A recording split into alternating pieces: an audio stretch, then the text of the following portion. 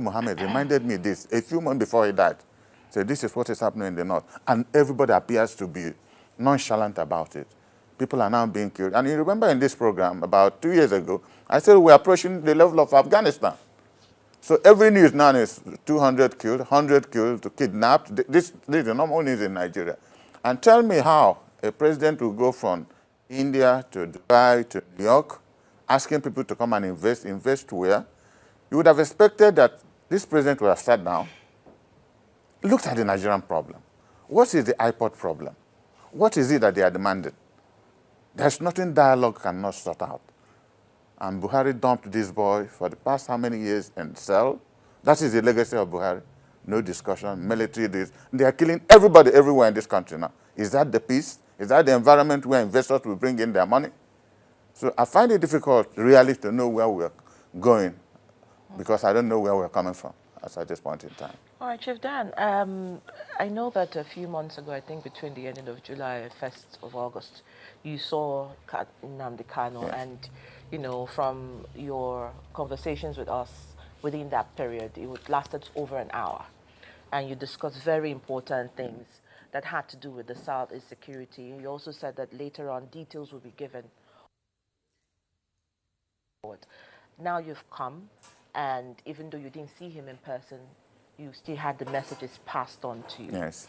Now, in terms of solutions moving forward, I hear you talk about, you know, the need to get him out, the need to actually find, you know, some sort of lasting solution that will border on peace and mediation.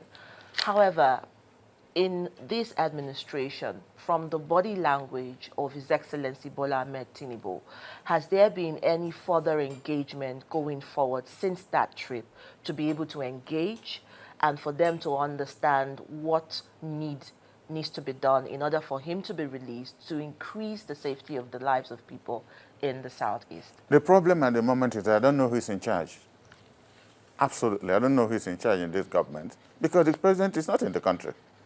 So you don't really know, is it Wajabi Amila that is in control or somebody else? Because if the guy was somewhere sitting down to understudy, even though it's his party that ran the affairs of this country for 8 years, but he wasn't part of that government in the true sense of being part of a government. He was the leader of the party, but he wasn't in the executive, so to speak.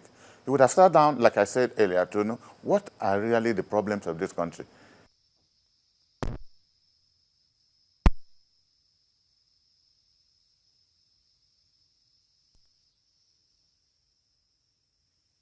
Operative. And the problem in this country today is insecurity, insecurity, insecurity. Have you determined how you want to follow it? This is why I'm making effort. You know, there are things I discussed with Kanu I cannot make public because I've been running around the whole of the Southeast. Every Monday I'm in one state or the other to know how far, you know, the implementation of, you know, to stop stay at home. And it's catching up. A lot of banks, in Enugu, for instance, banks have opened up. A lot of shops open up. You know, we use a lot of methods to get to people. But he's worried that his agitation for fairness for his people does not involve our people killing ourselves. And I think that is the most worrisome part of what he's passing through. Okay, so but if you look at the emboldening atmosphere, especially maybe those in the Southeast from Imo State region, yesterday was Monday, and the sit at home did still thrive because a lot of people who were supposed to return from a trip from here in Abuja said they were not going to risk it because already over the social media you were seeing videos of some people who were, you know, accosted, you know, in transit when they were trying to move around the city. In terms of the fact that you have said that, you know, these people will not kill their own willingly, but there has been investigation that even those from the Southeast, Igbos themselves, are part of the cabal, part of the cell of those who are killing within those regions. So what sort of messaging can Kanu also bring to fore to encourage some of those young men to sheath their swords? Look, there's only one solution now. I'm trying as much as possible to reach my former friend, the governor of Imo State. And I pray God